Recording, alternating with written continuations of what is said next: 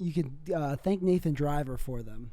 Oh yeah, I forgot. Is this the angle gonna be like a side angle for me? Yeah, kind of. So it's better if you sit like that. I already hate it. I guess. Hey, guess what? We're going. We're rolling. We're moving. This is Sober Boys episode 24 or something. I don't know.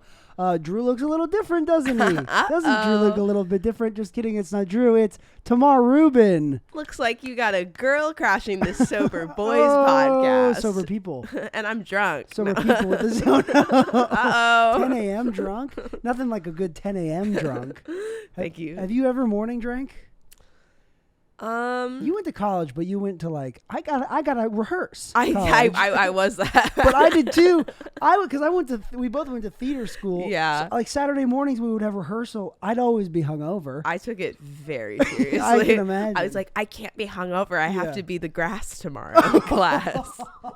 I gotta be the grass. I would day drink like for like occasions, like St. Patrick's Day or brunch. Brunch is funny to me. Arma Benoit actually had a new joke the other day about how it's okay. She's like, you can get fucked up at brunch and that's fine, but if I do it by myself in my closet at the same time, I have a problem. That is funny. That's true though. Yeah, it's very true. Brunches. Should I have headphones? No, we sound good. Okay. Oh my gosh, we sound so good. Because I've had a few episodes where the cord, these XLR cords or whatever, they will like, if they get too close to the power, there's a buzzing. I'm like, what's going on, guys? Mosquito time. But it sounds good now, so we good. sound better than ever. Good. This is going to be the best audio episode ever. Thank you so much for having me. I'm honored, Drew. I feel honored to be in your seat. I've listened to the podcast. I've never met you. It's funny when you listen to a friend's podcast and they have someone on you don't know. Oh, yeah. It's like I have a parasocial relationship with Drew. Yeah, a little bit. Yeah, that's the thing about podcasts. It's like you're kind of friends with them, but then so I can't imagine all these famous podcasters. They like have all these friends they don't even know about. Yeah, all these parasocial relationships. Yeah. So thank you for coming. Thanks for having me. How's your morning? It's 10 a.m., guys. We don't normally do this. It's bright and early. Tamar's sore. I'm so sore from working out. Yeah. You sickos. Yeah, not working construction, that's for sure. I'll tell you that's right. I know that's correct. I know that's right. I took a workout class. It's called Legree. It's so awful. What is it? It's like it's not Pilates, but people call it's like an offshoot of Pilates. It's on this insane mega reformer machine. It's high intensity, low impact. So they'll have you do like every move you do. I'll show you a video is like on this machine. And I hadn't done it. I was doing it, and then I hadn't done it in like over a week because I was sick. Yeah. And I didn't know it was going to be so hard getting back. They want your muscles to shake. Oh, no. So if you're shaking, they're like, that's good. But I'm like, this is dangerous. I'm going to fall and eat shit. And then I did it for the first time. Oh, actually, this is funny. The first time ever I did it was at my friend's in Colorado before my friend's wedding because she teaches it. Yeah. And I was like, I regret this. I'm so sore. Like, I don't want to be so sore all week. And then I did it the other day, and I'm going on a bachelorette party tomorrow. And I'm like, I can't believe I've done it again. So it's like, it's annoying. I don't want to just keep talking about it. But when I sit in chairs, I am sitting like this. Yeah. Like slowly. So I don't want people to think I have a herniated disc. I can't believe I've done this again. How do you think I feel every time I've relapsed? I can't believe I've done this again.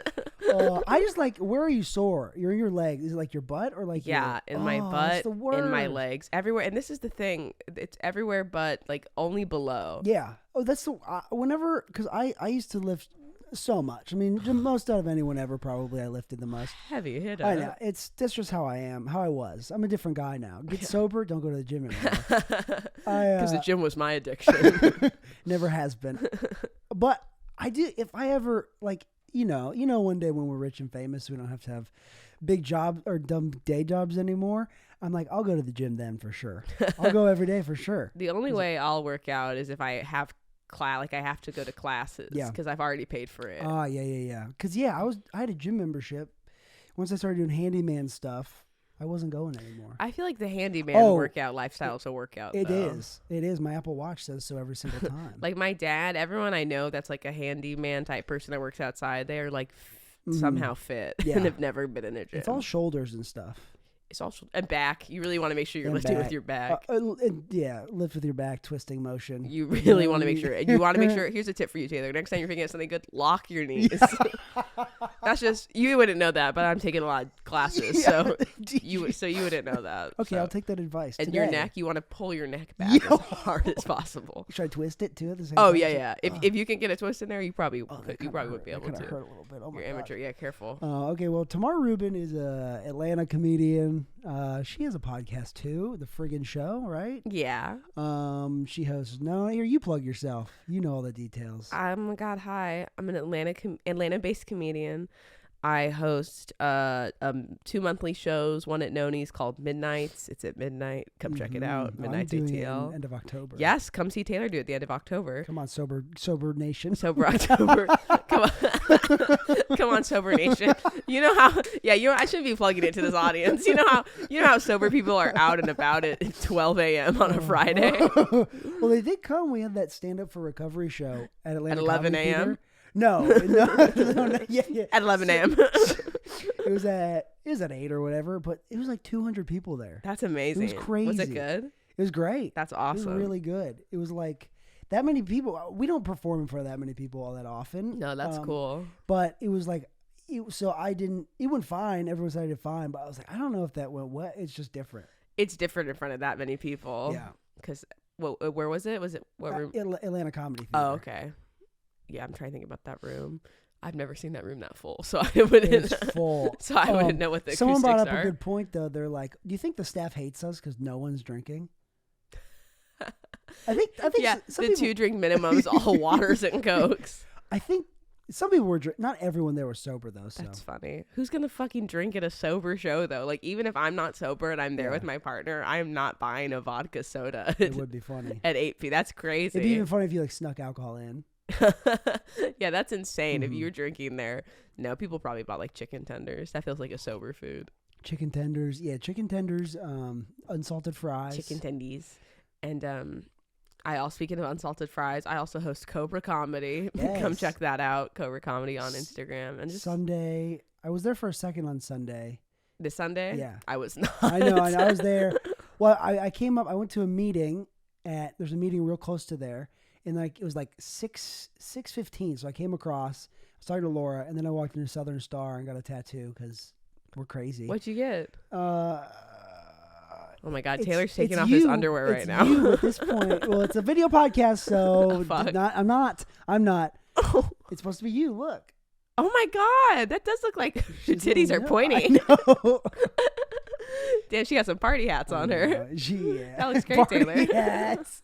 I walked in there because I'm going to get another tattoo here soon, but I was right there and I had the call of the shop. Are you addicted to getting tattoos? Yes, absolutely. But it's better than addicted to. Insert Correct, anything. okay. Yeah, Correct. everything. I can be addicted to Dayquil. Like whenever I get a cold, it's like, oh no, I got to take Dayquil. Oh, darn it. Oh man, I'm so upset. But I did, when I went to Pinehurst, North Carolina in March to golf with my brother and Mac, Keith and Mac, my boys. Who's Mac? Boys up, Mac, Mac John. You know Mac John. Mac John. You're so endearing. John. You're so sincere. And I was like, fuck, who's Mac? I was looking at that Dusty Slay poster. I'm like, is that like a Dusty Slay vibe? Mac John's great. It's just Keith, my brother, his friend. Okay. And now he's my friend too. Sweet. And what was I saying? Oh yeah, you were golfing with them. I had a cold, and on the way back, I was looking forward to buying more Dayquil to like take a shot. I was like, this isn't good. That's not. I'll be honest, it's not good. No. But it wasn't. It wasn't a relapse. Dayquil doesn't even make you feel anything. Yeah, it has DXM in it, diphenhydramine or something. DMX. DMX is in Dayquil. I'm gonna get you super. It's just like people. Like robo tripping. No. People would take like, you drink a bunch of NyQuil and it just makes you trip. It's not fun. Yeah. Everything I've read online about that is that it's awful. It just gives you sleep paralysis. It makes you feel awful. Yeah. But then like for me, it's just like it makes me feel a little bit different. So I'm like, ooh, I like this. Especially when I have a cold. It does make me feel better. Yeah, it does help. But it can also, for me, it can be a slippery slope of like, okay, I don't take it when I'm sober. When I'm not sick. So. Yeah. I don't take it when I'm sober. Okay, Freudian slip. Drew, I need you now. Drew, really wish you were here. Sorry, Drew's not here, guys, but we've got Lady Drew in the house. I'm Girl Drew. Girl Drew, you kind of are Girl Drew. I am. How so? Let's see. Both got them party hats. What'd you say? Said both got them party hats. Sorry, Drew. I've never met you. Just good rapport. Me and Drew really hit it off. Yeah. Me and you really hit it off. Drew does have a car. No, he doesn't really have a car actually. Yes. He drives a lot though. Oh, okay. Company vehicle. Company car. Company Could car. not be me. Company man. Company car. You know, did we plug you all appropriately? Yeah, that's fine. Follow me on Instagram, TAMAR RUBIN 69. If anyone is so inclined. Tamar does comedy. She's a comedy friend. We met doing comedy. Tamar's seen me relapse horribly, and Yes, I have. now we're here. So what do you want to ask me? What's your favorite thing about me? No, I'm kidding. What are 7 things you like about me? Do you want me to ask you something? No. Okay. When was the first time you drank? The first time I drank. We'll do that. This will be like a little bit. We usually Drew and I read out of the I know. big book. I was wondering. We're not going to do that now. When Luke came on, we didn't. When Cleve came on, we didn't. We just kind of talked. When who came on? So let's see how fucked up you've gotten. When who came on, you just talked? Drew, Cleve. Oh, you keep giving these names like Cleve, Mac. You're like when Skipper came to town. Skipper was in the Barbie roast. Thank you. Oh, Tamara and I did a Barbie roast on Friday, and it was so much fun. Taylor killed really hard. It was very fun. It went well. We watched it. This girl I'm seeing, she came over last night, and she insisted on watching it. I'm like, You have the okay. video? Oh, you have it? Yeah, I sent it to Amber. Did she like it? She girl? hasn't downloaded. Oh, yeah, she loved it. I want to see it. That's so fun. Yeah, But Taylor yeah, it's killed. good. You can. Let me send you yours. Yes. Before you leave because Yes. it'll be easier than going through Amber. Perfect. But it's good. It looks great. Sounds good I'm enough. excited. But yeah, the confetti looked really good. it looked real. I'll show you. It looked really good. It felt long. There were a lot of people on it. Yeah. I think I did too long. I but- think I accidentally did 13 minutes. I got off and I was like, I checked my recorder and Yeah. it said 13 minutes Yeah. or it said 15. And then I Yeah. was like, well, 2 minutes of people talking. Yeah, being 2 here. minutes leeway. And I went, hey, how long did I do to someone? How long did I feel like I was up there? And everyone was like 6 minutes. And I checked and I was like, I was up there definitely for 13 minutes. Okay, Oops. Tamar, you did. Okay, but You had. Let's do. first time I When was drank? the first time you got drunk? I think And drunk. Tamar's not an alcoholic. Ugh. I'm not an alcoholic, but I am sober right now. I am not drinking. I haven't drinking for a couple months. Appropriate my culture. Really? Mm-hmm. That's cool. I don't think alcohol is quite good for me anymore. I What think is that? it makes me. Well, I've always gotten like honestly, I've always gotten the nastiest hangovers. Yeah, me too. From always, like in college, everyone's like, Yeah. can't drink like I used to. I'm like, I've never, like, I have never experienced like drinking a ton and being fine. Like, Yeah. in college, I always felt like my drinking, I always thought like, God, is my drinking habit like more concerning than someone who like truly struggles? Because like I could stop, but I don't. And I still give myself Yeah. these losing days and days of hangovers. Would you black out a lot, or just like alcohol for you just affects you like? Because I would be hungover for a whole. I mean, I would drink so much and Yeah. do so many drugs, but like in college when I would drink, I remember one day I went to the grocery store with my friend Colin, and it was like 8-9 p.m. and I was still like pretty hungover from the night Yeah. before, and he was like, that shouldn't happen. I'm like, what? No, I was the thing is, I wasn't even doing drugs. I was Yeah. just drinking alcohol, and I would be Yeah. hungover the entire day the after. worst. That happened to me like this year when I've drinking. And again, it's not even like I'm blackout.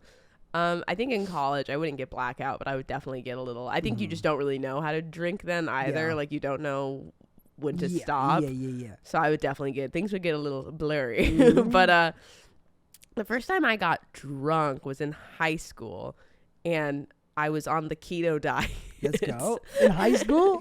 Oh yeah, I went to high school in Southern California. I was I got keto. we were all before. on the keto diet. I didn't know it wasn't called keto at the time. It was just called like no carbs. And my boyfriend, fats and make sure you get those fats. no fats for fatso. That's what I called it. But isn't keto like healthy fats and stuff? Keto's crazy. No, Avocados, all keto. meat. all meat. What I ate was like all meat and like veggies, like It's raw like veggies. Carnivore diet plus veggies and cheese, so much cheese. But I didn't eat cheese. Like now I see videos of people being like, I'm keto, and they're all eating just all cheese. I didn't eat any cheese. that's a lot of dairy. Maybe a little. Oh yeah, it's so much dairy. That It's sounds bad. I mean, I'll do cheese on a sandwich. I put a splash of whole milk in my coffee. No, Taylor, I follow this guy on Instagram. He's a keto guy, and everything he makes is a version of a pepperoni pizza.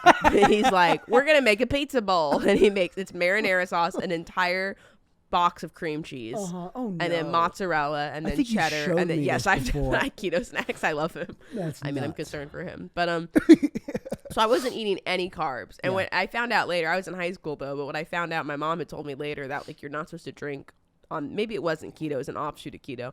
You're not supposed to drink on this at all because you're not eating anything to soak up the alcohol. So Right. she was like, yeah, this man had like a cup, like 2 glasses of wine and like had to get his stomach pumped. But I did not know that, right? I wasn't a drinker really in high school, more of a smoker. But my beloved Marijuana boyfriend, or cigarettes? marijuana. Cigarettes. Cigarettes. I was a pretty big stoner in high school. Damn, that's crazy. Which now I can't really do either anymore. It makes me so scared. Makes me so I've scared. been to the hospital 3 times because I thought I was having a stroke. You need better friends that are like, bro, chill. It's wild. There's so many people they'll try to convince you, no, it'll be fine this time. And I resent those people so much. Yeah, I don't know why people are so enthusiastic about you smoking. They're so convinced their experience with weed is how mine will be. I got peer pressure. Not like, I mean, I'm an adult. No one really like, I can't blame anyone to peer pressure me because like I am 25.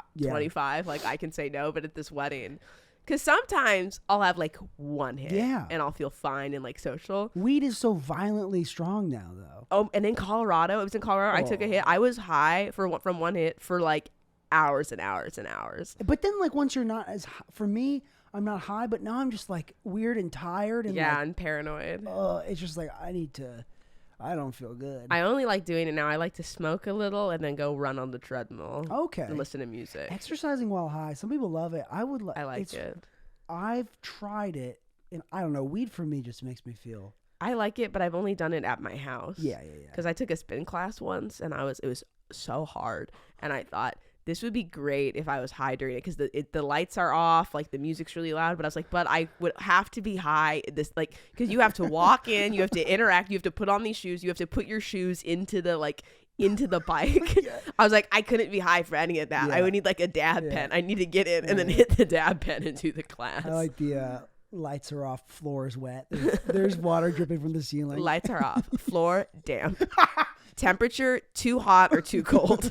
Cold sweats. No in between. You have to shit the entire time. It's an incredible workout. You can hear chains kind of just jangling from the ceiling. It's amazing. The echo of a baby crying. None of us can find the baby. Girl in the corner turned towards the corner. Cost $672. It's also an escape room. It's pretty sick. But you got to sign a waiver because you can get hurt. You can. You can get hurt. But my boyfriend, my beloved high school boyfriend, had broken up with me. Oh, devastating. sure. And What's I his was name? Josh. Let's dox him. Josh. We're very good friends now. But at the time, I wanted him dead. Change that. Josh, I don't know. He's like barely even online. He's so God. Josh Peck. I'm so in love. Oh my God, stop! I don't want everyone to know about my celebrity dating past. But I was at my friend. He'd broken up with me. I was devastated. Like first heartbreak for sure. And I was at my friend Bella's house, and Bella's house was the house we would all party in. Like in the back, we would all like smoke there and stuff and dab and whatnot. And like sometime, they were there. They didn't care. Yeah, I think they were like, and we were like smoking, like we weren't really drinking. But yeah, they didn't care. We were good kids. Yeah. But this one night we had more people over, and I guess we had decided to get into her parents' liquor cabinet, and I blacked out. Yeah. Like a full blackout. Like what a crazy. But it was probably fun before that.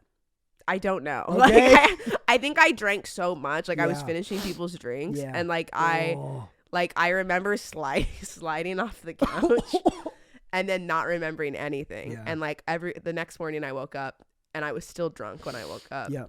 And I remember I was so drunk, getting ready, because my mom was picking me up to take me to Hebrew school. And I remember everyone was standing in the room watching me get dressed, and everyone was looking at me like this. And I could just remember everyone thinking, like, she's about to blow this for us. Like, I'm so obviously fucked up, because I don't have a good liver. My liver takes, like, a long time to process things. Wait, this was the next morning? This was the next, a full day later. Yeah. And I was drunk in the car with my mom on the way to Hebrew. I remember getting to Hebrew school and thinking, like, I'm gonna stumble when I get out of the car. What day of the week was this?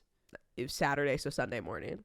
So okay. Hebrew school is just different. Is that like Sunday school? It was like Sunday school, but it was like a language. Yeah. So it was like for Hebrew. It was like my language in high school. Do you know any of it now? No, it was crazy. I didn't have to take Spanish or French. I got to go to school on Sunday for like 3 hours. But instead of a Spanish or no homework, like it was such a hack. Yeah. Okay. It was crazy. My hack in college was I got drunk too much and failed Shakespeare English. I love Shakespeare acting. That was a fun class. But Shakespeare English can suck Shakespeare English stinks so much. But then I failed it because I was at the final exam and I was just so hungover at the exam. I was like, I can't do this. I don't want to do this. And I told the professor, like, my drinking's been bad lately. I can't do this. Wow. And like, okay, you can retake this. And then I just drunk me over Christmas break. I'm like, I'm not fucking retaking an exam over Christmas break or winter break, whatever. So then I took a online film class the next summer to make up for it. And it was the easiest thing ever. I can't believe, though, you were like, let me take an entire ass class instead of one test. Yeah, but I would just get drunk and watch the movies. And then the papers were like, they had to be like 3 pages double spaced, which is really short. That's like 2 sentences. It was so easy. Font size, 1,000. Font, that weird symbol one. Font hieroglyphic. But I remember getting out of the car. I was like, I'm going to stumble. Yeah. I never felt like this. So I said to my mom, Inside with Amy Schumer was like really popular at that point, her sketch show. And she had a sketch my mom and I would always quote together. It was like a play off of Friday Night Lights. And she would hold like this humongous glass of wine and walk like this. Yeah. So my mom and I are like just in the middle of a conversation. And I'm like, don't worry, this will sell it. I'm like, hey, Mom, look. And I get out of the car and pretend to do the wine thing, like to cover up that I'm stumbling. And then I went to Hebrew school and I had diarrhea the entire day. Explosive diarrhea. We called them in college the natty splatties. Call them dads day after drinking shits. And didn't get caught? My mom definitely knew. Yeah, but you have to know if your kid if your kid is drunk, if she had never seen me like that before. Looking back, it's like, how much are parents just like, well, he didn't get a DUI or didn't get in trouble, so I guess. Yeah, my mom would definitely have said something. Like, when I was smoking a lot of weed, she said something, we had to talk about it, and her big thing was, like, not getting in the car with someone who's high and driving, which I then immediately did, and then got in big trouble, and then got in real trouble for that. More kids listen. It's amazing more kids don't get really hurt in car accidents. I guess they do, but... They do. Yeah, but statistically, I think it just... I don't know. It's not gonna happen to me. I reject that. Not happening to me. But honestly, it's like the texting too now is just so. Oh, it's nuts. Terrible. And I'm really good at it, so I'll never get in a crash. Stop it! I can't. I don't really text and drive. It's like if I like look down to change the song, I'm like, oh God. I have friends that are literally, and you know who you are, and thank you for the rides. I will keep taking them. But that's a thing. That's a hard thing too when you're getting a ride, because I get a lot of rides. So like my friends I'm comfortable with, like you or like Zach, I'll be like, hey, like, let's not go on our phone. But then your friends that like you don't know as well, or they're doing you a solid by picking you up. I'm like, wow, they're really scrolling Instagram right now while we're on the freeway. But I have a friend that is on Instagram a 6-hour drive. He's on Instagram the entire time, just scrolling. How are you? And he's never like, he drives fine. It's like, how are you doing this? And but then it's like you're with people in the car who are driving and they're not on Instagram, but they are driving like there's a raccoon that has gone into the window and they're on their face. Like the Fig Newton sticker on Talladega Nights. He's got the big giant. Yeah. There's a funny Easter egg in Talladega Nights. Have you seen Talladega Nights? No. Oh, well, there's a giant Fig Newton sticker on it's a new sponsor. He puts it on the windshield. And like he gets in a crash, that one, and then it'll cut and the car's crashing and there's no Fig Newton sticker. What? Like they just forgot to put it on. That's funny. In post or whatever. That's not an Easter egg. That's a mistake. That's a mistake. Someone lost their job for that. Easter. I mean, what is Easter but the original mistake? Damn, my boy's spitting. Jesus, he was sleepy. Come on, go back to bed. Jesus was sleepy. He didn't need to come back to life. I'm Jesus right now. I don't know much about the Bible, but you know. but you know. So that was the first time I got drunk. Wow. What's the best drug you've ever done? Is this really sober podcast vibes? So what are all the good times you've Good point. What are the benefits of being sober to you right now? Sorry, I totally just You just totally commandeered the flow of the podcast. Here, I'll answer that first question. I won't say the best drug I've ever done. I'll say the most useless drug I've ever done, which was I did poppers a lot in college. Oh, those are so dumb. Me and all the musical theater people did poppers. But we were not getting fucked in the butt. Yeah. So I don't really know why we were doing it. Well, they kind of... we were just doing it for a moment of like, it just like of a headache, really. It honestly, yeah. One time I came back to being sober, and I was sober for like 30 days. Mm-hmm. And then I was doing handyman work for this gay guy. I guess he was gay. He seemed pretty gay, but he didn't tell me. I just, I can tell. Or I could, you could. He was a gay guy. Yeah, he probably was. But then like on his nightstand, I was in his room. He had poppers on the nightstand. I was like, I don't mind if I do. You did it? Oh my God. I sniffed it. And I was like, immediately got really flush. I was like, I don't know about this at all. Yeah, it feels bad. You could like taste your teeth. It like didn't make me feel good at all. No, they're not and fun. Then I had a headache for a while. Yeah. I was like, what the And we hell? would just do them. Just because it was something to do. There was this kid in high school that his name was John. And he was gay. And he was like, he had poppers. He took me to the bathroom and I did it. And he also would like text me and ask if he could suck my dick. I was like, I don't know. I don't know. What if my mom finds out? Did he suck your dick? Okay. He did give me poppers though. That's nice of him. And it was fine. Yeah, they're not really, they're for a purpose. Yeah. Yeah, making your butthole loose, I guess. Yeah, I guess. I don't know. I thought they were supposed to be fun. They're not. They're so quick. But I think the benefits, but then to answer your other question, the benefits right now of me being sober, I feel like the older I've gotten, alcohol makes me more depressed. Yeah, I'm going to get more coffee. Yeah. Oh, wow. As soon as I've said depressed, Taylor gets up and leaves. Sorry, too real for you, huh? It's a sober boy and girl, not therapy. But like, especially in recent, like I'd say the past year, I've noticed the effect. Even like one drink, the night before, 1 or 2 drinks, like I wake up and I feel like depressed and anxious, and like I'm like, God, that just wasn't. And then now too, like I find like if something's going on and like I'm sad or like I'm stressed, I'm like, oh, the impulse. I think it's gone away though quite a bit now, because the impulse was like, well, let me have a drink. But then it kind of was acting like marijuana in a way where it's just enhancing that feeling. Yeah. And just like enough times of that, I was like, I don't really think this is good for me. Does weed for you make you feel like you have a bunch of chores you need to do? Oh my God, everything. Yeah. It's like like I remember one time distinctly being in bed. It's 1 a.m. I was like, I have so much chores I need to do. Like I gotta do them right now. Just this overwhelming sensation of like I haven't accomplished anything. Yeah, in my life. I hate it. It's awful. I hate it. It's really scary. And I'm like, for me, recently, I was telling someone this last night about, at least for me, the benefits of not drinking. Well, like the main benefits is I'm not gonna die, and I'm not in my bed. It's a good one. Vodka. Not repeating best week ever. Tamar and I had best week ever once. It's a couple times. The original one started off. The OG was best week ever. You, me, Kylie, Blake. Oh yeah, my friend Blake. I'm gonna go see him in October. Good. Good boy. Have you seen him since? Yeah. Oh yeah. Okay. Oh, I made amends to him back in April. When I went to see him, I remember that. And it went well. Good. And then I relapsed in June, but we're good now. So.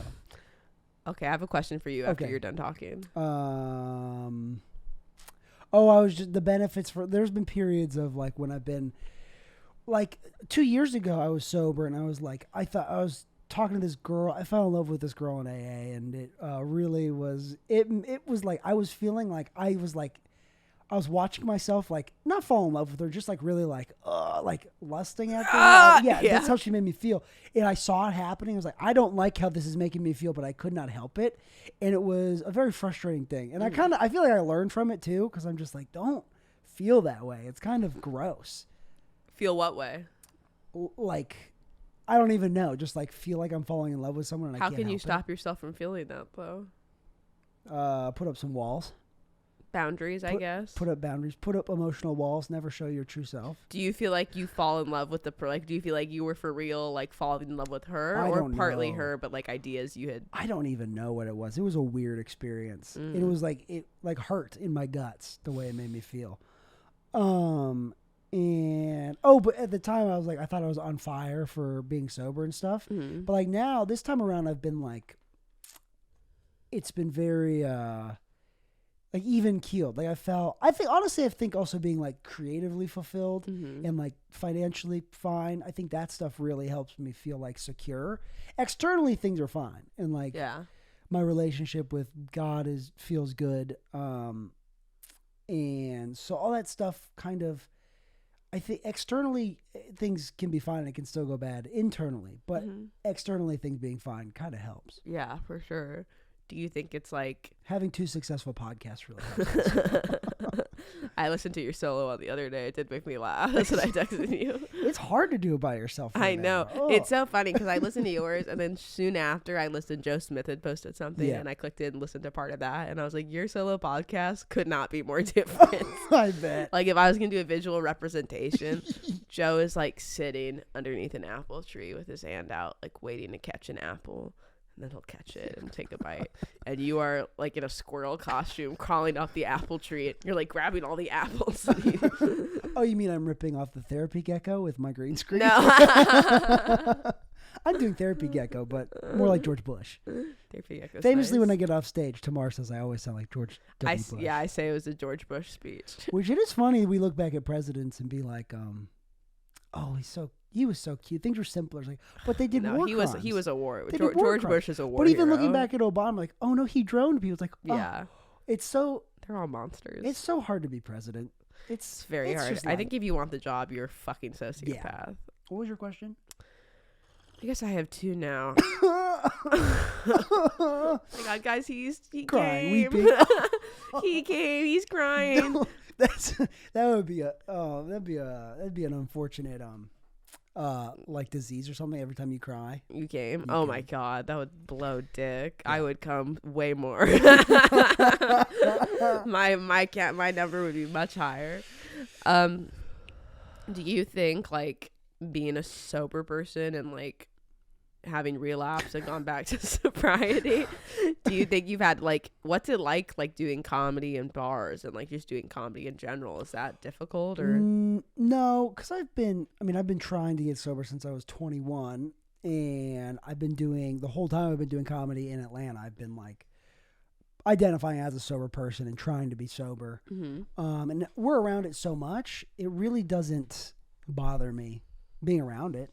And I think like whenever I've relapsed, I've been like, oh, I'm not going to go do comedy. I can't. I feel like for me that even like if I'm around weed and I not get high, but like I can feel like it makes it makes things feel a little different. And so I'm just like, oh, I don't even want to do comedy now because it like me being sober, because I'm probably the sharpest comedian in Atlanta, the sharpest, wittiest comedian in Atlanta. Ouch, it hurts. It's too sharp. And by that you mean jokes are too confusing and people are like, I'm trying to understand.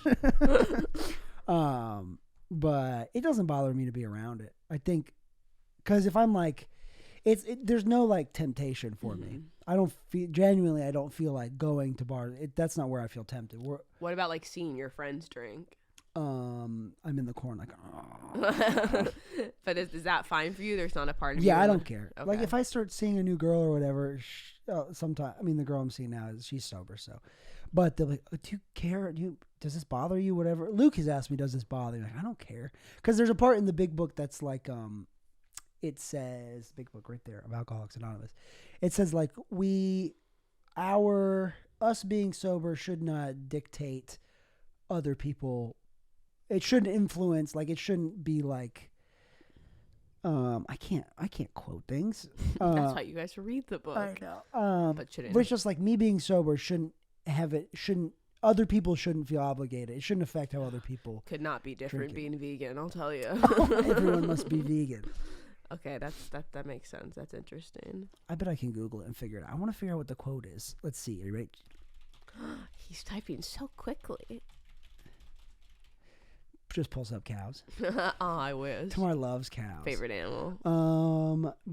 Big Book AA.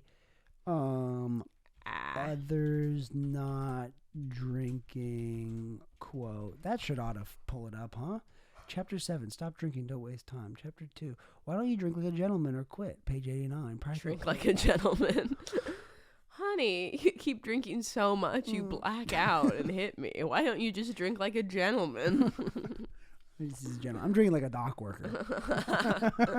I can't find it. I don't know where it is. That's okay. It doesn't matter. But it's just basically what I tried to explain, but I can't explain it as the words explain it in the book very well. Do you get what I'm saying, though? Yeah, I do get what you're saying. Like if there's a big fancy dinner, you have your 19th birthday's coming up soon. Thank you. Thank you. My age is 17, so thank you for saying that. Oh, you can't be on this podcast. That's illegal. Oh my God. That's okay. I'm really mature for my age. But like, say you have a big fancy dinner party for your 19 and a half birthday party. Thank you. And everyone's drinking wine. Me coming in, they're like, everyone stop drinking wine. I'm sober. Yeah. I can't do that. That'd be selfish. I mean, it's not sustainable, but yeah. Logically it's not sustainable, Yeah. but not even emotionally though. You never feel like I wish you weren't. I mean, I guess being drunk and drinking is different because I feel like I don't like being around people who are really drunk. The only time it would annoy me, I'd be if people are smoking weed. Like, you know how you can go into for some reason there's places in Atlanta it's more like black establishments, comedy places. They're all smoking weed. Mm-hmm. But if you light up a cigarette, that's a big no-no. You have not been to our bar then. You can smoke a cigarette in there too. Oh, wonderful. Then I've been corrected. I sit corrected. Oh, wow. Can I try it? Yeah. Can I put that in?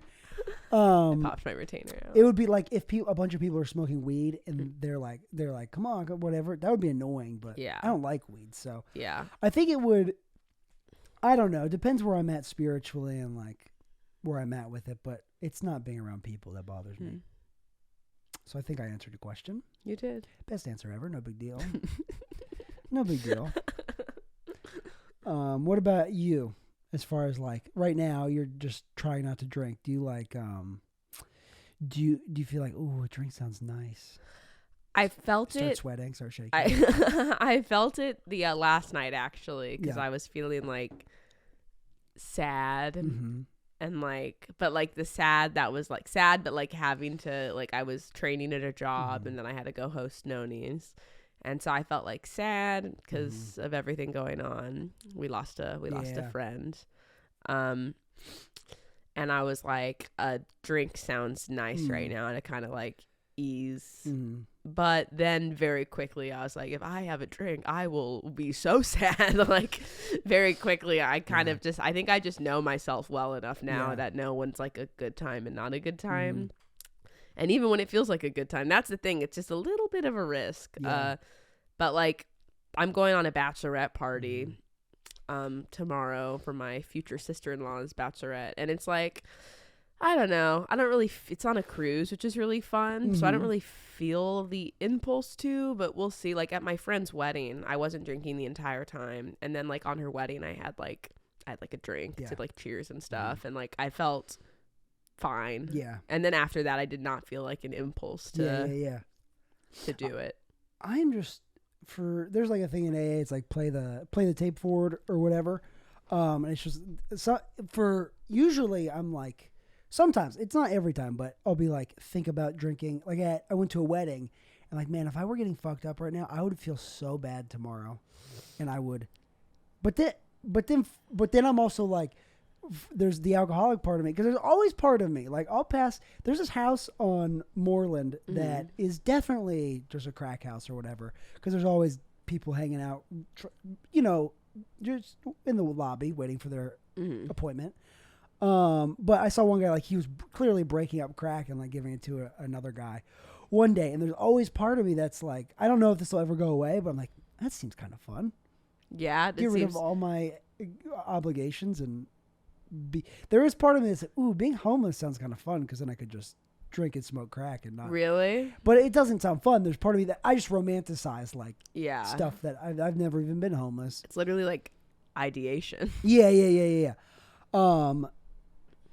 Oh, but like at the wedding, I'm like, I'll feel like shit tomorrow. But then if I'm hungover, then it'll be excuse to drink more. Yeah, I feel like, I mean, that makes sense. Like the part of your brain. I mean, I do think it's harder for me, like not to drink when everyone else is drinking. The wedding proved to be the first. Like, I didn't drink at the rehearsal. I wasn't drinking at the rehearsal dinner. And then, like, everyone had wine. And I was like, well, I'll get a glass of wine. Yeah. So it is that's why I ask. Because I'm like, it does seem harder. It doesn't. Well, it's just, I mean, and I know from experience, it does not work for me. Like, I just like, if I drink, I'm going to want to do cocaine. Yeah. And by that, I mean smoke crack cocaine. Or do anything. It's just like drinking for me it fucks everything up so much. And it's like, that's where I am. It's some people, I think my old sponsor was like, he wasn't convinced it's like a disease of some kind. And it's just like, alcoholism is definitely a thing that's inside some people. And I think some people have it more than I think I can point out some comics where I'm like, their drinking is problematic, but it's not destroying their life. Well, it's also interesting how it like can develop. Like I felt like like you don't have to have the gene, but then you can like alcohol is just such an easy thing to have a dependency on, and that just slides into a habit. Like I never really was a drinker until like I would drink occasionally, but plenty of times, like more often than not, I wouldn't. Yeah. And because of the hangovers.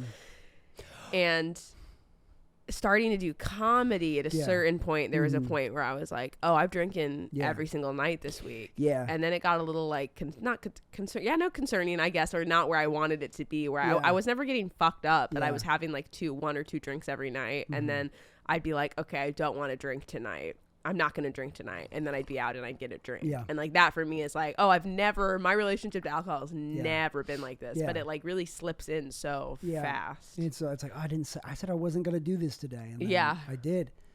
But it's always for just the way alcohol and drugs change, like it's weird that there's things that you can put in your body and they change. Yeah. Your perception. It's wild, but not the reality. No, not at all. But it's just crazy. Gross. I forgot what I was gonna say. How do you? What's your like? Where do you stand on God and stuff? Because Tamar's Jewish. Oh my God. Thank you. I am Jewish. I believe in God. I do. It doesn't really feel like a Tamar thing to be like, I don't believe in God. Like, it just like I. Was there a point where you were like? There was a point where I think I was like, it was never like a thing I said, but in my mind I was like, well, yeah, I probably, I don't feel like I actively believe in this. But now I do feel like I actively believe in God. I don't know. I don't really imagine though, like a man in the sky. Like, it feels just more like I pray, I journal, I like manifest, and that all just feels like praying. Yeah, it is kind of, and I feel very connected to like my past. Like I feel very connected to like the people in my family that came before me, and I like do a lot of like timeline work with that, where like I imagine myself on this timeline and a past life or a past. Ooh, were you successful? I was a farmer. So yeah. Like a farmer man or a farmer lady? So no, there's been a lot of different ones. But so yeah, I believe in God. I pray. And I do like the Jewish stuff. Like I love being Jewish and I love the culture and like the traditions and stuff. I love, honestly, my favorite part, I like Judaism's like traditions around like death and stuff and funerals is really good. What are they? There's just like a lot of things. So like the funeral happens like as quickly after as the person passes, you don't get cremated, you get buried, which Yeah. I'm like, which is funny because before I knew that, when I was a kid, I was like, I would definitely get cremated. But you're supposed to get buried because like your body is like a vessel that like you're giving back. And it's very like you sit Shiva. So like I think it's 7 days, 12 days. The person who's like closest to the person who's passed, like you just like sit at your house and people come every day. And like it's very focused on like the survivors. Yeah. Like it's focused on the persons who's passed, but it's really focused on like how do we rally around the people that are left, which I really like. And like I feel like when someone passed and like the Shiva is supposed to be like, how do we focus on them even immediate, like even when it's not immediately after someone has passed. And like when the funeral happens and like you're carrying the casket out, you'll do like you walk 2 steps and then like stop and then walk 2 steps and stop. And then you'll do things like when you're putting dirt on the thing, you turn the shovel upside down. And so it's only a little bit. And it's all that's supposed to signify that like while we have to say goodbye to this person, like while we have to move on, like we are reluctant to do so. Yeah. So I feel like it's just all very realistic. And it's none of this like he's in a better place. Like it's none of that. It's like it's this very thing of like, yes, we understand that this is what happens. And like, yes, this person is somewhere peaceful, but it's very sad. And like we're very focused on like the people who are here who are mourning. I just like how real, like it feels always feels very real and comforting to me in that way. That is like the kind of what I thought about recently, because we had a friend die. And it's like, it's just, death is so weird. It's so, because it's like that person was here. I talked to him on the phone recently. And it's just like, what the fuck? You just don't expect it. And it's just like, how the hell? And I wasn't super close with Ben, but we were still friends. And it's just like, it's so like, it's just weird. It's such a weird thing. It's impossible. It's like somewhat impossible for the mind to like process. Yeah. Because it's like, because the way I'm experiencing consciousness, where does that go? Yeah. Where does it go? Yeah. I've had like it's been very like processing. It's been very, because it was very sudden. And like a picture is always like when it's so sudden and like I just saw him and I was just talking about him the night we woke up and got the news, like that night before, like he was probably the last thing out of my mouth was talking about him. Wow. It's very weird. Wow. Very weird. But he passed on Thursday or Friday? They found him on Friday? I think maybe Thursday night and then found on Friday. But looking at like a picture of somebody, because everyone's obviously posting pictures. Yeah. And you stare at the picture and you're like, this doesn't, like, to me when I see this picture, I still imagine the person. Yeah. Like it doesn't feel gone. Yeah. It's a very like, I think like it takes so long to process because the brain just like can't. Yeah, it is like, I was talking to the girl I'm seeing last night at dinner. I'm like, I feel like processing it. I'm like, I feel like I'm processing it, but also not. Yeah, I still feel like, I feel like it's getting in there. Like every day is a little more, but it doesn't feel fully like processed. It is nice to see all the people that were really, he was close with. Yeah. It's a lot of people, he was a happy guy. He was the best. Yeah, he was the best. It's good to be around people that it's tough when someone passes in a community you're in and you're not with that community. And like you're not with everyone that knows them, that understands what's happening. That's like a very isolating experience. So. Anyway, alcohol.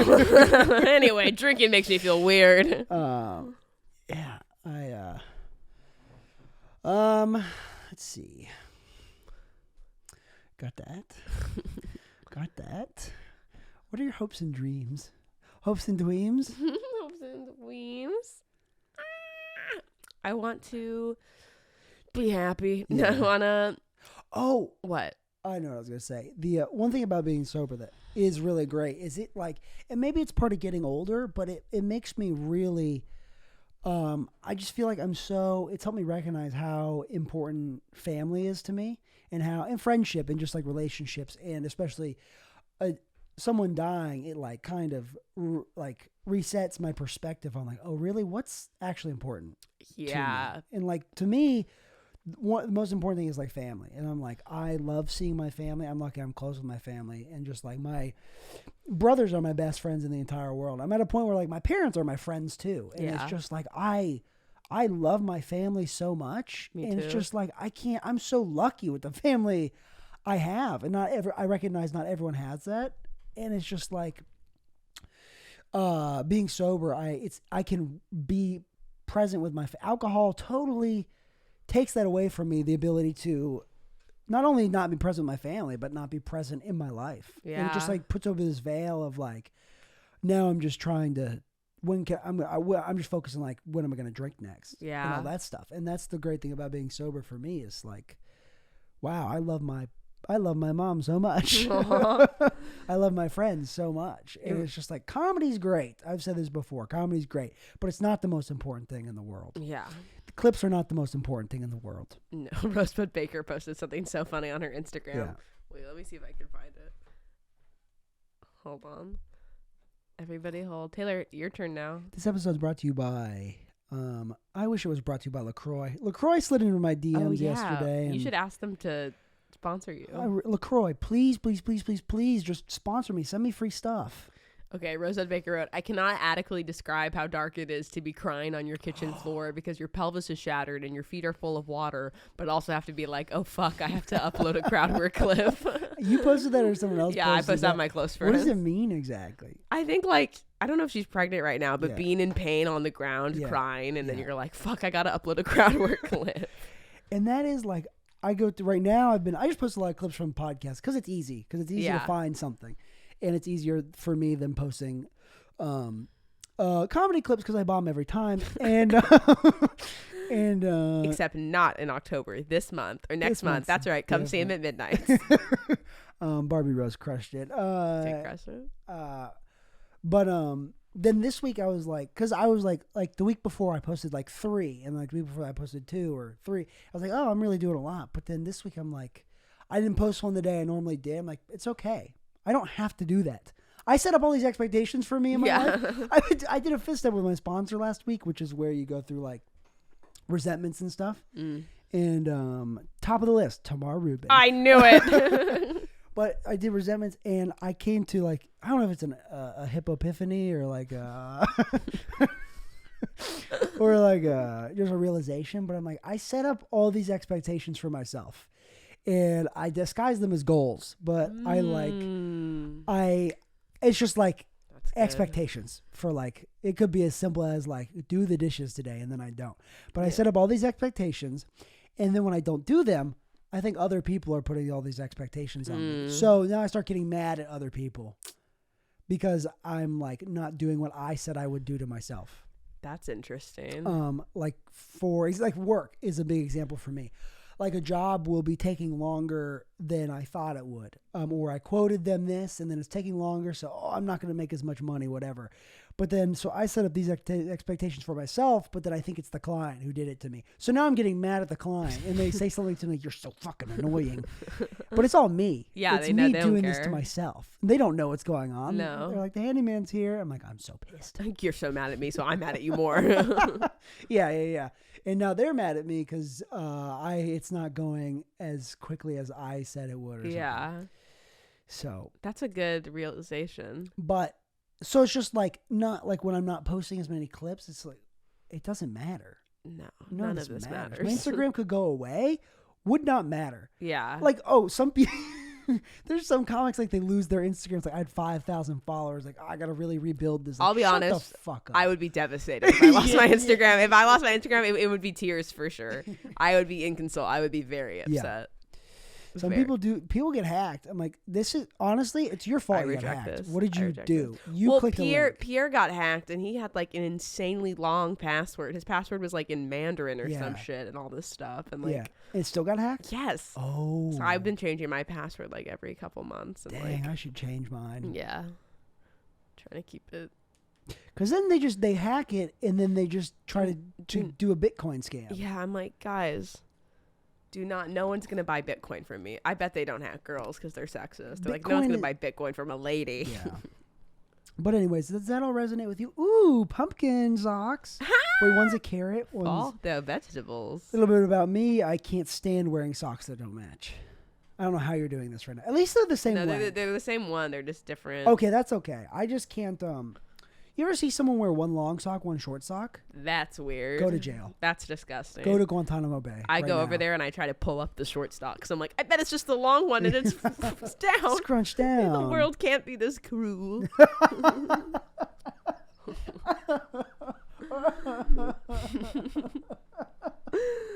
You like that? Oh yeah. No. Why is the world so cruel? No. Ooh, I just like that. I don't hear that. I think I'm just a little too hard on myself. Yeah. And I also think I like have expectation. Like I Yeah. set I can relate to that. And setting expectations on myself that no one else did. I think everyone does it, but at the same time, when Nathan Driver came on my other podcast, God, all you do is talk about Nathan Driver on the podcast. Nathan's like, I'm right here. but it's just like I was saying to him, like I put a clip out about it, but it was like, I feel like someday I'm going to be rich, whatever. And I was saying that, and he's like, yeah, I think that too. I think everyone thinks someday they're going to be rich. I think that. Yeah. But for me, it's going to happen. I mean, you work hard, you make good money. Yeah, but I'm not rich. You could be rich though. Someday. But that's like an attainable goal. I feel like for you specifically. Yeah. I feel like it seems like, I don't know your parents, but it seems like your parents have like set up, like they have businesses and stuff, right? Mm-hmm. But it seems like they've set themselves up financially, like they've worked in a way that they've set themselves up financially, and they're like, I mean, they're still working. Right. Yeah. But I feel like they're, and maybe this is a misguided comment, but they have like a laundromat and stuff. They just sold it. Oh. But yeah, they had a laundromat. But, it seems like they're living the American dream. I don't know what I'm trying to say about your parents at all. But Taylor's saying my parents are fucking rich. I'm saying they're rich. I'm saying they're rich because they have one business. No, laundromat is a good business. And they live in California. They do live in California. It's like property tax, $1 billion a year. It's crazy. It's insane. California. They're looking to move, I think. I think my uncle, he's moving to, who's next door? Nevada? To California? Who's next door? What state? Mexico. But a lot of people are leaving California. The property taxes are fucked up, It's bro. so insane because California is so beautiful. It is beautiful. And you grew up there.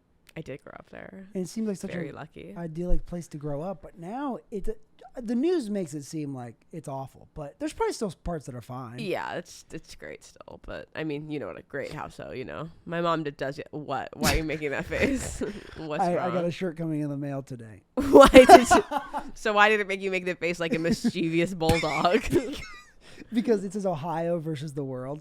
Because, everyone has you just want to start fights. Everyone has it out for Ohio right now on the internet. Something out of Ohio. People used to have it out for Florida. Now people are coming for Ohio. I like the Bowling for Soup song about Ohio. Do you know that song?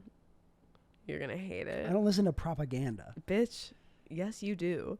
Yeah, I do, actually. You love Joe Rogan. I don't love him. And he's not propaganda. I'm kidding. Well, I was listening to Russell Brand, but now he's in big trouble. So yeah, that's crazy. I don't know what's going to happen with that, but it's like, in my last solo episode, I made a comment on it. I was like, delete. I just got rid of it because I'm like, not enough people listen to my podcast for it even to be like a thing, but I just don't even feel like being worried about whatever. I think that's fair. It's just, if he raped people, that's very bad. He definitely did. Oh, it is really bad. Don't rape. Ladies, are you scared? Thank you. That's a joke of mine. How do you think, this goes back, you were talking about your relationships. How do you think like your journey with sobriety has like affected like your friendships and made them stronger, made them stronger? I feel like stronger. the people I feel like the made people them worse. I feel like the people, what'd you say? I said made them stronger. I think it makes them stronger. I feel like the people that have I've pestered while I've been very high on drugs, calling, I feel like the people I've relapsed around or like roped into my relapse, I feel like I have a connection with those people that's like, they've seen me, like you've seen me at my pretty much worst. And Shelly has seen me at my worst. I was smoking crack in her car. And don't say that. She's gonna get. She's fine. She won't get in trouble. We are our own bosses. We can't get in trouble for anything. But I think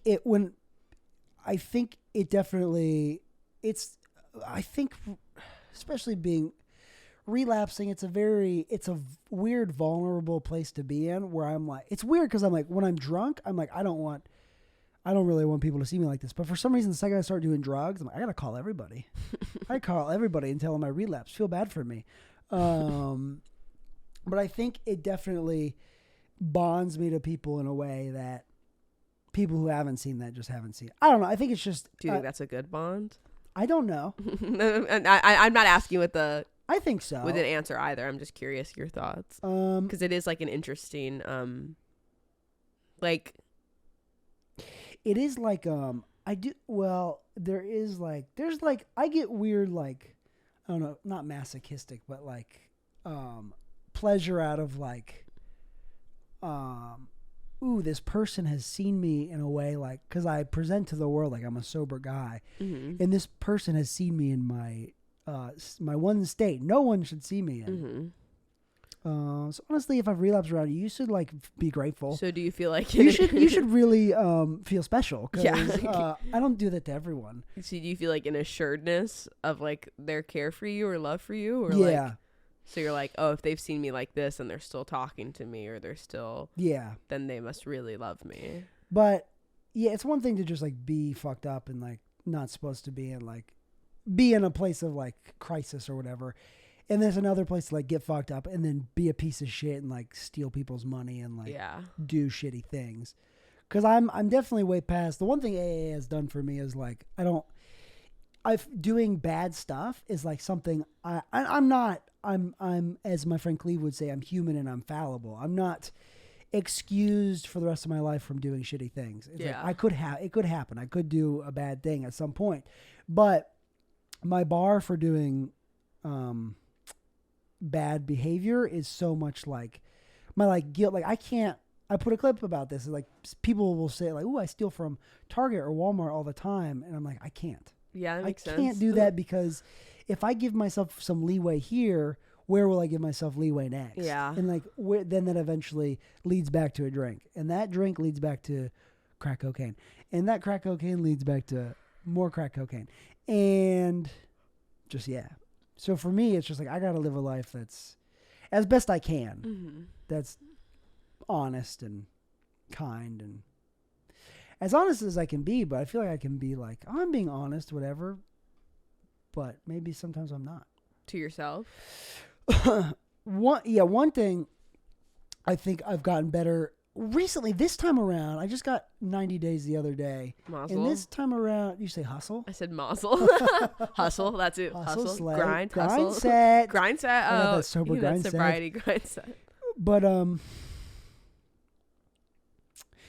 being something for me that I've really, I think, is setting up boundaries for myself. I think as far as work goes, trying to have like a better like 9 to 5 schedule. An hour leeway on either end is fine, but not killing myself with like working 12+ hour days. Yeah, being exhausted. And not like, and then like letting myself off the hook as far as like what we were talking about, like setting up these stupid expectations. Like I got to put a clip out, whatever, and being like, it's okay to not. Yeah. It's okay to take a little break. It's okay to do stuff that's not comedy related. It does feel like it's obviously being sober is like a lifestyle change in the obvious way, right? Yeah. The obvious way of like, I'm not going to drink, but also in like the ways you wouldn't think about of like, oh, let me adjust my work schedule because all these things, like, let me just put myself, it's honestly sounds very similar to like being in recovery for like an eating disorder. Cause it's like for me, it's like, I've been in recovery for like such a long time, but there's just still like, and that's not a bad thing. I just like certain things that it's like Yom Kippur was the other day and you're supposed to fast and like, I'm not going to fast. Like I think I fasted enough for a lifetime of Yom Kippur. I'll probably never fast again. I mean, who knows, but just cause it's just not, I don't think good for me to be hungry. Like, do you think that would like trigger anything for you? I don't think it would trigger. I would not trigger anything. I want to be like, I'm going to keep not eating, because I want to eat. But I think like the feeling of just like being really hungry and then eating after you're really hungry, like I just don't think those are like helpful for me. Yeah. I eat, my relationship with food is pretty good. Finish what you were saying. I interrupted you. Oh no, you're good. But even now, like there's times like I think like, oh, I'm not hungry, and then I don't realize like, oh, all of a sudden I'm really hungry, and I just like have to go eat right then. Yeah. Like even if I'm getting dinner in like 3 hours, it's like I have to just eat just because it's just not helpful for me just to like keep myself hungry for a couple hours before I eat. Like that's just not resourceful for me right now. So there's just like things like that, like big lifestyle changes. Would you say like you're recovered?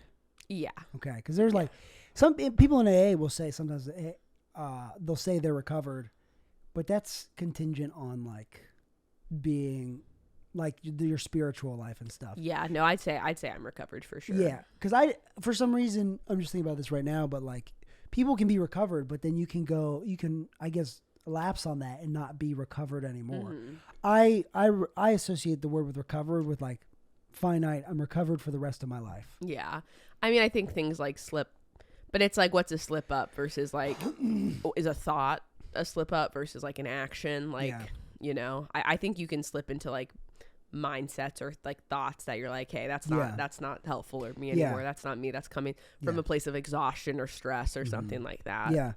And I'm like, where I'm at like right now, I've been just feeling good. Things are, and honestly, I think doing 2 podcasts and putting out clips and stuff. Okay, last 2 podcasts. And which is I came on stage with someone said like I had 2 podcasts. Like, two podcasts, too many podcasts. but it's fun. But it's just like for me, I don't think I've ever felt this like creatively fulfilled. That's good. And like doing this stuff, it's not like there's 30 people listen to this podcast. That's crazy though when you think about it. Yeah, 30 people spend an hour. That's 30 hours. Yeah, that's crazy. But it's just like because obviously the goal of being a comedian is be super rich. But no, it's like being sober, doing this stuff, and being in an industry where it's like rife with a lot of people who do want like have the wrong idea of what this is. It's like, where am I finding fulfillment in this? And like how can I do this as selflessly as possible? And fulfillment outside of I discovered recently, like I volunteer at a camp for kids with Tourette syndrome every summer. Yeah. But this past summer, I was like, I need to volunteer with more kids. Like I'm really good with teenagers, like especially girl teenagers, because we like the same music and shop at the same places for clothes. But unfortunately, but I was like, this, like, I feel like I'm good at this. I like it. I feel like it does, like it makes an impact and like it really fulfills me. And like I need to do more of this. It's crazy how like service, AA, a big thing is service. And I could honestly be better about service, but honestly, you're serving. These podcasts are a service. Yeah, you're serving. Well, someday serving cunt. Serving weird dick. Cunt. Is that a saying? Serving dick. I was at that wedding I went to. I feel like I got dirty tricked. I said to my friend Meredith that because the DJ was doing his DJ thing, I was like, "Yo, this DJ's serving cunt." And she, you told me about this. She didn't know what it was. And I was like, "Are you serious?" Because she is up to date on all the popular stuff. Sorry, Meredith, you're a fucking idiot if you didn't know what that meant. And I was like, "Are you tricking me right now?" Because I should not have to explain what this is. And I was. How did you explain serving cunt? Just like he's really killing it. Just like he's doing swell up there. He's doing a swell job. He's really good at his job. He's doing good. What were we saying? Serving cunt. Service, but like, the act of AA is like the service is like kissing the mics is a big thing on this podcast. By the way, you're doing good, Mike. Keep it up. When you go home after this podcast, Mike, you tell your wife you did good, or your husband. I don't know your personal life outside of this, but Mike, I love you. Little Mike. There's a little guy in here. Oh my God. Oh, there he is, Jerry. Get back in there, Jerry. Okay, scene. Scene. Service. Service. You're bad at it. No, I'm kidding. I could be better about doing service. And Richie Satori, when he came on here, he's like, "Oh, thank you for your service for this podcast." I'm like, I guess it's service. That went straight to your head. Yeah, it did. It's really easy for things to go to my head. Yeah. But volunteering and stuff is just like doing something that's outside of yourself and giving back, it really does make you feel good. I get why he said that though. That was a nice thing to say. Yeah. But podcasting is definitely in your within yourself. Right. Yeah. But it's a good talk. Like you're Yeah. giving like who knows who's listening and how it's Right. helpful for them in certain ways. And I don't think of something that is I'm doing, if we're being honest, to benefit myself. Because doing comedy is, people get something out of it, but inherently it's is for a, you, a selfish thing. But people do it. That's like the paradoxical thing about comedy for me is like, it is a selfish thing because I'm on stage, whatever. But then it is like the audience is getting joy and it's fun. And when does it become like less about me and more like the experience? It's interesting you say that because I have felt that for the first time, honestly. Not like I'm so selfless, but like, oh, I'm doing this like this week after Ben Nonies passing. is a selfless act. Yeah, Nonies. Hosting Nonies in Limerick is selfless. And you all should be thanking me. And Can you believe it's I'm free? Kidding. Okay, guys, can you believe, if I've said it once, I've said 1,000 times, can you believe this is free? That's such a fun. I've said that on stage before once because it's so fun. It's fun. It's funny to say, can you believe this is free? Can you believe this is free? Yeah. But this week, after finding out about Ben passing, I just like was not in the mood to do stand-up at all. But I had commitments that I couldn't, like, I was hosting something in Marietta with me and 2 other comics. It's like no comics. It's not like if I don't go, there's gonna be another comic hanging out there. Like I have to go. And then like later and it's like at Skull, it was like no one in the audience knows what's going on. And also who knows what they're leaving. Like maybe they're coming to a comedy show because they want to forget about something and laugh about something. And so that was the first time it felt like I don't really want to do this at all. I don't feel funny. I don't feel in the mood. I don't really feel like I'm getting anything out of this, but it's like it's a job, right? It feels like a job right now. It's an interesting. That's the only time I have felt that. Yeah, but it is like I like when I'm in a really grateful place and I can be like. That's one of the big things in AA is gratitude and something I feel like I cry the most just at being grateful for stuff. Like at my family, like I'm so lucky to have my family.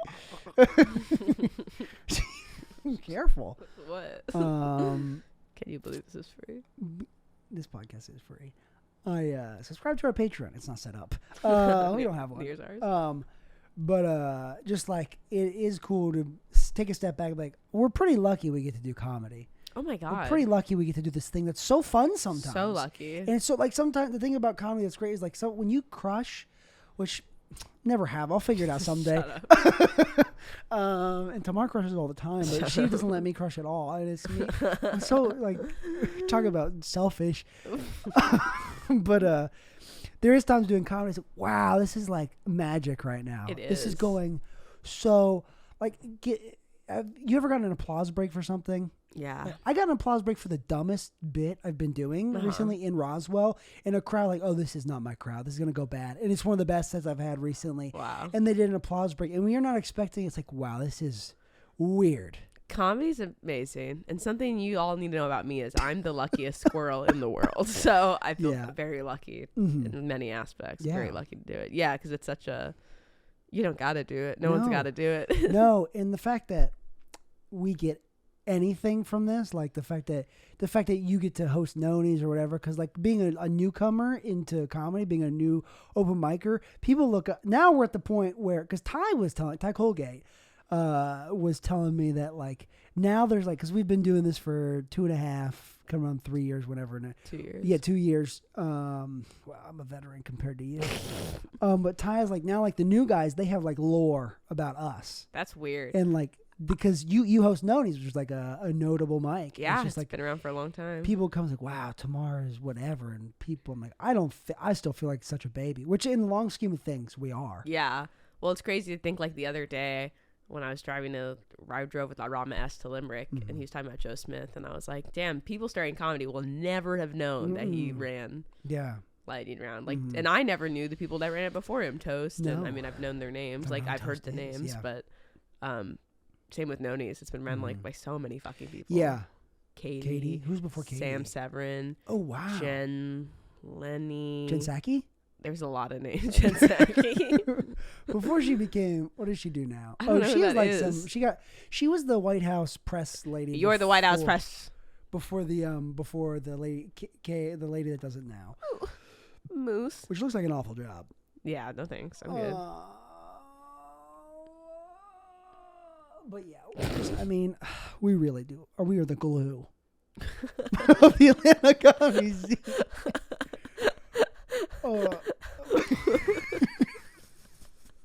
That was all crazy. We are the clue. I was like, there's someone at the Barbie roast. I was watching my set, and there's someone in the roast. I'm like, I don't know how this guy feels about me. I feel like he doesn't like me. But then I'm doing my set and watching him, and he's laughing the whole time. It's like, I have so many wrong ideas about so many people. Especially in comedy, because you see people, but you don't like talk to them. Yeah. Like, there's people not anymore. I'd say I have like a somewhat of a, like, I know something about everyone to a certain extent. But like, you see people all the time, but you never really talk to them. So it's easy to be like, oh, we've never talked. I don't have a relationship. They don't like me. But it's just like, no, there's like 40 other people, and you guys haven't. I bet if you were in a green room together, you, him, and one other person, you guys would talk. Like, and it's also like relationships with friends, like they evolve and they change. And like, there was a period where you and I were really like hanging out a lot more. And like, it's like you have a lot more stuff going. We have stuff that goes on, and you get like, your life just happens, and you're not gonna have the same level of friendship with the same people for the rest of time. It ebbs and flows. And we're really good friends, and it just, I have your name tattooed on my leg, so we're not allowed to ever not be friends. And I have your name tattooed on my lips. Surprise! But it is like, there's this really good thing. You should really listen to it, called "Everyone Should Wear Sunscreen." Have you ever listened to it? You've told me about It's this. really good. And one of my favorite parts in it is he like says that there's friends will come and go, but for the select few, you have to hold on to them for a long time, because it's just like being friend. Like you and I have a good connection, just like we can talk and be fun. And we have this crazy blind guy. One of the funniest nights I've ever had in a car. I was thinking about that yesterday. It just like there's certain people you have a connection with. It's one thing is about being sober. Is like I can recognize like the connections in my life, and I don't breeze over stuff, and I just can be grateful for things that I have. Because honestly, my life is like, I'm so grateful for where I'm at, because I'm my own boss. Whatever thing I've set my life up, and I just like it. It's good. But even then, I can be like, I don't have $1 million stuff. But there are friends you will just have for the rest of your life. And their comedy is especially special, because just like going to Savannah with Jason and AJ and Reed, and just a comedian car ride is not something you experience with other people. Yeah. And comedian conversations are not. It's different than hanging out with regular people. So. That's beautiful, Taylor. Good. It was supposed to be. That's beautiful. I'm very grateful for you. I'm grateful for you, Very too. grateful for our friendship. Yeah. You've seen me smoke crack. So, well, you didn't see me directly. Shelly's seen me smoke crack. I've heard it on the phone. You've heard it on the phone. Oh, we're at an hour 17. Wow, an hour 17. Since you're your own boss, you should do undercover boss. Try to catch yourself slacking. Go to the bathroom in a disguise. Wait a minute. No! Here's undercover boss become, here's $1,000. Good luck. Hour 17. Damn. Yeah. Do you have anything else you want to say? Do you have anything insightful you want to say? I mean, I kind of covered all the insightful stuff. I really kind of killed it as far as... Fuck. Insightful. I guess. Are you, where your life is at right now? Are you feeling good where your life is at right now with comedy? And personally, are you like... Ow. How's it going? How's Tamar's mental health? It really, like...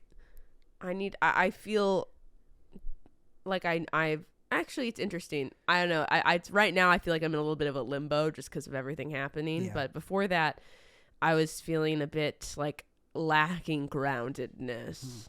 I think something that well, that from the outside perspective, like seeing you host Noni's, seeing you host Limerick, I'm like, this girl really is like doing what she's supposed to do. She seems like she Really? You seem so happy on stage, and you're so comfortable. Yeah, And like, thank you. At Limerick and Noni, sometimes it's not great. There's not people there, but you're just like, fuck it, I'm gonna make this fun. I do I'm want gonna to make this fun and fuck all of you if you don't think this is fun. I do want to make it fun for myself. Sometimes it's the most fun when they're giving you nothing, but you can just be silly. So I commend you for that because you don't let it Thank bother you. you. No, it feels like I'm watching it almost. I'm always like, this would make me laugh.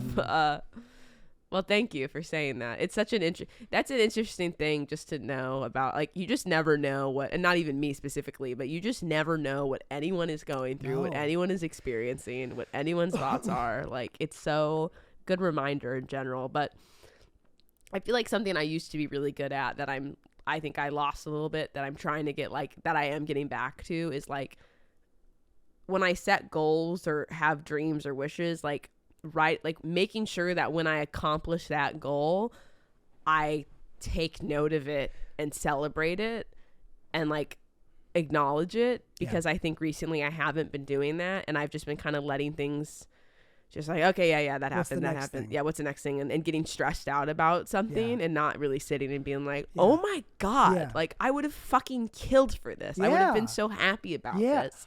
That's a really good point. And I think that's really, it's like, if we don't celebrate those goals that they happen, they never happened. You never accomplish them if you're not, like, celebrating them. And I think that's something I was really strong in. And it's not like a skill you lose. I think I just lost, like, intention with it. There are certain things I feel like in life that are like, you really, I'm really good at doing this right now, and then I can fall off. Yeah. And, like, forget. But you're just making me think, like, right now, like, when I told someone, like, oh, I want to do a podcast, whatever, and people are like, does the world really need it? What do you have to offer? Whatever. But now I'm like, hey, what the heck are you doing? Yeah. I'm putting out clips, and sure, not a lot of people watch them, but I'm doing something. Yeah. It's nothing. It's work to do this. It's not necessarily hard work. It's fun, but it's still work. It's fun, but it can still be work. But it's like, when you look back at the things that, like, if I, like, college me, I didn't think, I was coming to Atlanta to be an actor. And this is so much more fun than being an actor. College Taylor would think current Taylor is very cool. I don't even know what college Taylor would think, but I think young Tamar would think present day Tamar is pretty cool. yeah, because you wanted to be an actor, right? Yeah. Yeah. And now, do you have? Maybe you're like me in this. I'm like, I would do it, I guess, if someone wanted me to do it, but I'm not going to audition for stuff. I got reached out to someone online asking me to audition for, like, a commercial. Brassers? Yeah. Yeah. And I didn't get it. And so that was fun. I did that. But I just, like, what I realized about, like self-tapes, I feel like, are the equivalent of open mics. Yeah. It's like, they can be annoying. Like, it's work to do them, but you have to do them, and you have to do a lot of them. Yeah. And doing open mics come easy to me in the sense that, like, I want, like, I'll make myself, like, I want to do it. Yeah. Like, I want to work towards something. Yeah. And I've just never had that feeling with self-tapes. And I realized, like, that is such a hard industry, and you have to love it. Yeah. Like, I was like, oh, I have to love that as much as I love comedy. Yeah. And I just don't. I love being in stuff when people ask me. Like, I love acting, but, like, to do the actual work that you have to do, like, I would rather I'd rather work towards comedy. I'd much rather do an open mic than do a self-tape. Yeah. So I saw someone post, like, a collage of, like, it was like so many self-tape pictures, different self-tapes, and they were just like, oh, I love the thing about auditions, I get to be a different character every time. And to me, outside, I was like, that looks sad. Yeah, but you have to love it that you have to find something. You have to think of it as an opportunity to perform, or you'll never do it. And I just not. And it's like, oh, I just don't like it like, I don't like it as much as I like I thought I did. And then I found something I actually. Yeah. But then actors are like, I could never do stand up.